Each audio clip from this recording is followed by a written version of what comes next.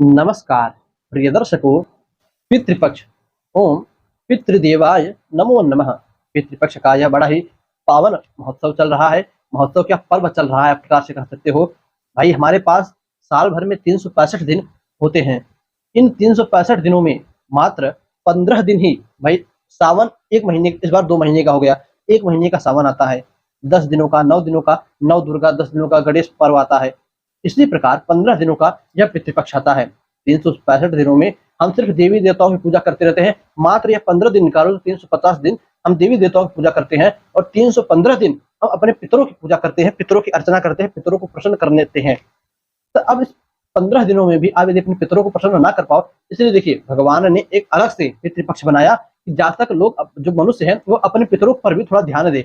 देवी देवताओं की पूजा तो लोग हमेशा करते हैं, किंतु पितरों की नहीं करते। कुछ लोग तो ऐसे मिलते हैं जो पूछते हैं, अच्छा महाराज इस बार तो हमने अपनी लड़की का विवाह किया है, क्या हम पितरों को पानी दे सकते हैं? तो भैया आप पानी नहीं पी रहे हो कि आप खाना नहीं खा रहे हो? ये अपने मन की मनगढ़ंत बातें हैं, सब छोड़ दो।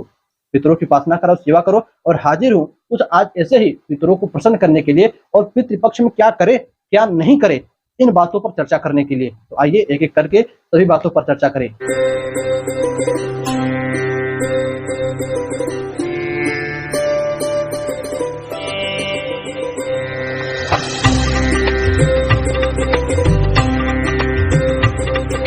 पहले हम बात करेंगे कि पितृपक्ष में क्या करना चाहिए। तो देखिए, सर्वप्रथम पितृपक्ष में, पितृपक्ष है तो अपने पितरों का आप सेवा कीजिए। सेवा कैसे करें? पितरों का श्राद्ध कीजिए। श्राद्ध यानी बड़ी श्रद्धा से किया गया कार्य श्राद्ध कहलाता है। तो अपने पितरों का श्राद्ध कीजिए। श्राद्ध कैसे करें? तो सर आप जो है गया श्राद्ध कीजिए, बोध गया बिहार चले जाइए, पितरों का पिंडदान कीजिए। आकर 7 दिनों तक भागवत पोथी बचवाइए अपने घर में। बड़ा ही मंगल कार्य है पितरों को उद्धार करने के लिए। अब कुछ लोग कहेंगे भैया बड़ा खर्च आता है, नहीं कर सकते, तब आप ये छोड़िए। मात्र छोटा सा कार्य, 15 दिन अपने पितरों के नाम से जलांजलि तिलांजलि दीजिए, तर्पण कीजिए।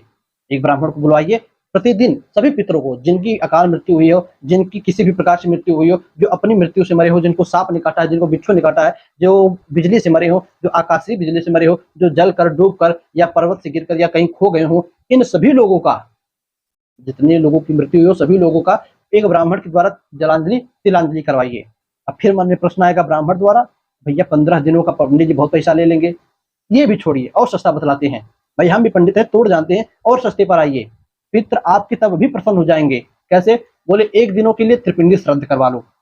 एक ब्राह्मण से आप जो संपर्क कीजिए, वह कम से कम 3 ब्राह्मणों के द्वारा आपका त्रिपिंडी श्राद्ध करवा देंगे विधिवत। पितर प्रसन्न हो जाएंगे।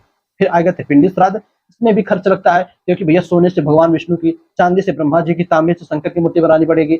और छोटे पर आइए, पार्वण श्राद्ध करवा लीजिए। कुछ करवाने की जरूरत नहीं।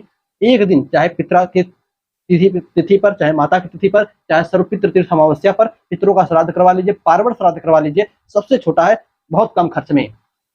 कुछ लोग कहेंगे इतना भी नहीं कर सकते महाराज, व्यर्थ है आपकी जिंदगी। कहना नहीं चाहिए, व्यर्थ है आपकी जिंदगी। जीवन भर कमाए पितरों के निमित्त कुछ नहीं कर सकते, तब कुछ मत कीजिए। जो आप भोजन करते हो, खाना खाते हो सुबह शाम, पूजा पाठ तो करना है नहीं पितरों का, तो जो आप खाना खाते हो उसी में से थोड़ा सा निवाला निकालकर गाय को, कुत्ते को अपने पितरों के नाम से खिला दीजिए। या प्रतिदिन एक थाली बहुत बढ़िया, जितना आप खाना खाते हो, 4 रोटी, इतना चावल, इतनी दाल, इतनी सब्जी, उतना ही एक थाली में रखकर पूरी पितरों के नाम से निकालिए। काला तिल डालिए, पितरों का ध्यान कीजिए।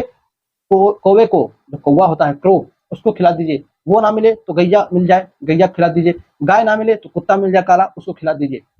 उन सभी को खिला दीजिए, अलग अलग भी, और चाहे तो एक थाली में भी। इससे भी पितृ प्रसन्न होते हैं। इसके बाद चींटियों को आटा डालिए, चींटियों को भी भोजन कराना चाहिए, इससे भी पितृ प्रसन्न होते हैं।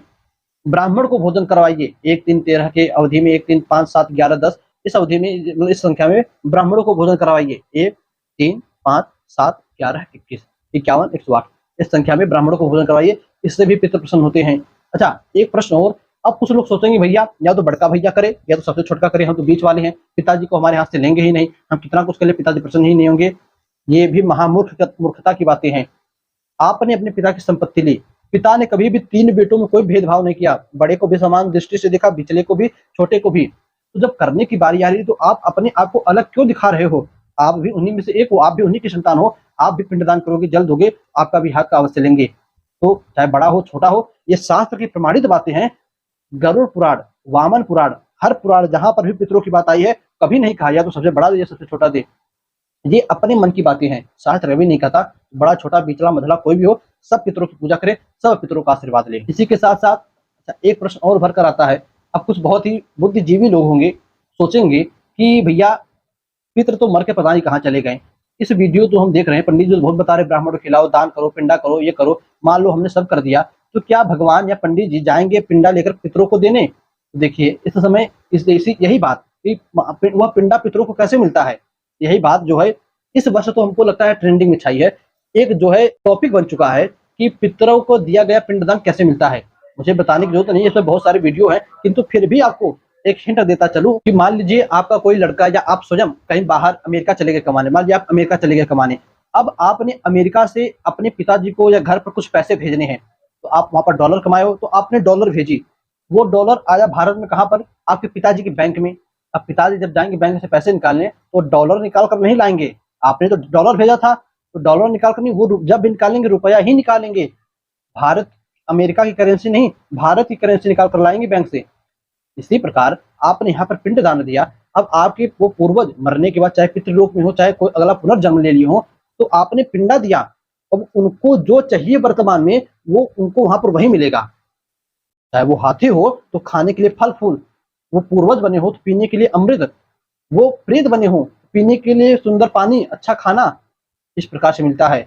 और भी बहुत सारी वीडियो मिल जाएंगी आपको, आप देख लीजिएगा, समय नहीं बढ़ाना चाहता।